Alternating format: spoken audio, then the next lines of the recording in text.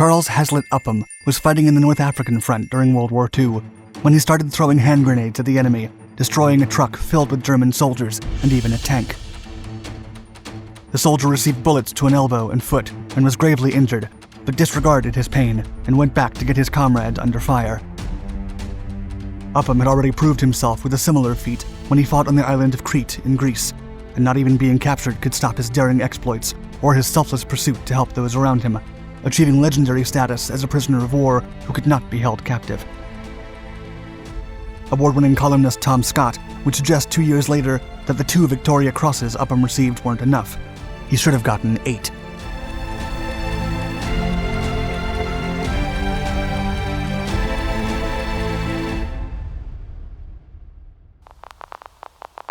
Battle in Crete.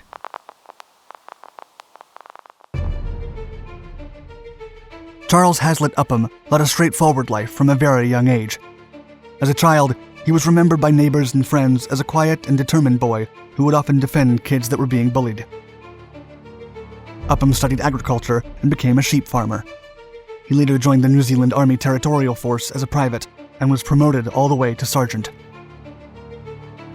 In September of 1939, World War II exploded in Europe, and a 30-year-old Upham immediately enlisted in the 2nd New Zealand Expeditionary Force. Due to his previous experience as an officer, he was offered the rank of Lance Corporal and an opportunity to start his career in the war as an officer, but he declined. He was then deployed to Egypt in 1940 and to Greece in 1941. His company led the Allied effort to hold Crete and jumpstart a large operation that resulted in a series of intense and brutal encounters. The situation in Greece was dire for the Allied forces. After an unsuccessful attempt to invade Italy the previous year, British efforts focused on the Greek peninsula, and the 2nd New Zealand Expeditionary Force led the incursion into Greece, along with other British and Commonwealth divisions. The operation was a complete disaster. The Allies were forced to retreat down the peninsula as more and more German reinforcements arrived from the north. Finally, the Allied divisions were forced to evacuate into the island of Crete, where they would desperately attempt to hold their ground. Upham managed a forward platoon in the attack on Malame on May 22, 1941, and fought his way for almost 2 miles without any support or additional forces against a heavily defended enemy entrenchment. The soldier was a master of pistol and hand grenade combat. He would rush enemy machine gun nests to hurl grenades while using his sidearm to quickly neutralize any enemy soldier trying to stop him. His tactics were so effective that opposing soldiers would become gravely demoralized after seeing him in action. With their spirits down, German forces would abandon their posts or fall easy prey to Upham's incoming platoon. During the operation in Malame, a group of Allied soldiers became suddenly trapped inside a house by 2 machine guns. Upham threw a grenade through a window, destroying the crew of 1 machine gun and several others, while the other machine gun was silenced by his team. When his company was forced to withdraw from the area, Upham went back to carry a wounded man under heavy fire. He then assembled more men to carry other wounded men out of the danger zone, along with another officer. During the following days, Upham was wounded in his shoulder by mortar fire and received a bullet in 1 foot. He disregarded his injuries and ventured forward in a lone scouting mission, discovering the enemy's position and returning to his unit with the information. His actions led to a successful surprise attack that neutralized over 40 German soldiers. As the overall operation in Crete failed, Upham's platoon was forced to retire. However, he refused to abandon Allied troops inside enemy lines without informing them that they were being left without support. Upham then went back by himself to warn the other troops, but he was discovered by 2 Nazi soldiers who immediately opened fire on the New Zealander. Outnumbered, Upham played dead. Then, as the enemy combatants drew closer, he used the branch of a tree to help himself aim his rifle and shot down both soldiers. Before leaving Crete, a very wounded and ill Upham and his unit climbed a steep hill to position themselves in front of an advancing enemy unit. Through a sequence of clever tactics, Upham forced the opponents to leave cover, resulting in 22 of them being neutralized and the rest fleeing in terror. After the remarkable events, Upham was bestowed with the Victoria Cross Medal in October of 1941. The soldier was livid, as he believed his companions deserved the praise, not him. Quote, "It's meant for the men."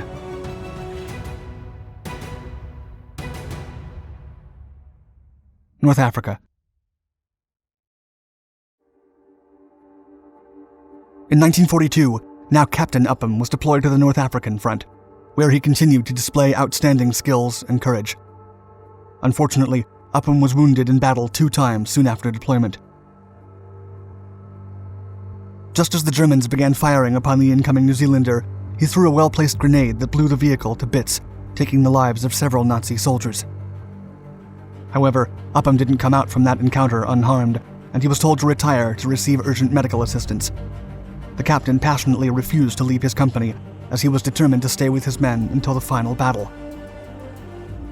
To his frustration, Captain Upham's units were confined to a reserve battalion during the beginning of the subsequent battle. Nevertheless, when the commanding officers hadn't heard any news from the front, they requested Upham to send a soldier to infiltrate the battlefront and bring back information on the status of the units. Instead, he went himself. Armed with a Spandau gun and his trusty grenades, Upham penetrated enemy lines, disposing of several machine gun posts on his way. He then returned to base with the information that was requested of him.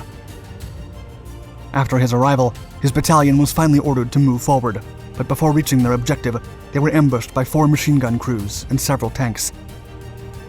Captain Upham led his company in a relentless attack, masterfully flanking one of the nearest strong points. His men would relate how his voice could be heard above the din of battle, reassuring them and pushing them to carry on and complete the mission. Not a man to shout orders and stay back, Captain Upham engaged and destroyed a German tank, numerous machine guns, and transport vehicles with the help of his hand grenades. However, he was shot through the elbow, rendering his arm useless on top of his previous injuries. Hurt and bleeding, Upham made sure none of his men were left behind by going back into enemy lines to bring back his companions who had been secluded. Despite overwhelming enemy numbers and superior weapon deployment, Upham stayed in complete control of the battle. Thanks to his unyielding encouragement, his units prevailed against the powerful enemy counterattack and maintained control of the disputed area. Upham was then rushed from the battlefield for urgent medical care, but he demanded to return to the battlefront as soon as his wounds were dressed. The situation would then turn dire for Upham's battalion. A reinforced 3rd counteroffensive by the Germans finally broke through the battalion's defenses, and the captain continued to lose blood and become weaker as the Germans advanced. Eventually, Upham's units were reduced to 6 men surrounded by artillery fire. The captain was so badly injured that he was unable to move. His men tried to protect him, and they were finally captured and sent to POW camps. Prisoner of war. After Captain Upham was captured, the remaining men started a petition to have his amazing feats and exploits rewarded once again, and collected evidence and witness accounts of his time in North Africa. Meanwhile, a severely injured Upham was taken to an Italian hospital.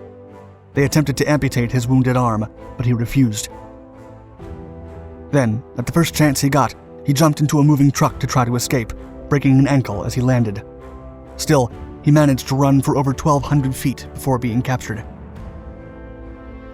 By 1943, Upham was taken to the PG-47 POW camp near Medina, and it didn't take long for him to attempt another escape.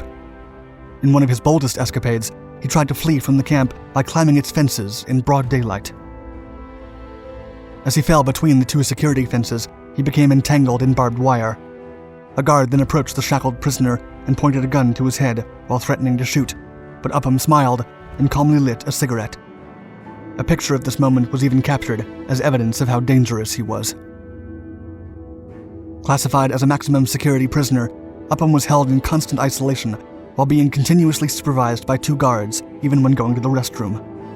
Still, he performed 2 additional escape attempts before being deemed risky enough to be sent to Kolditz Castle, the highest security POW prison in Germany. Then, on his way there by train, he attempted one last escape.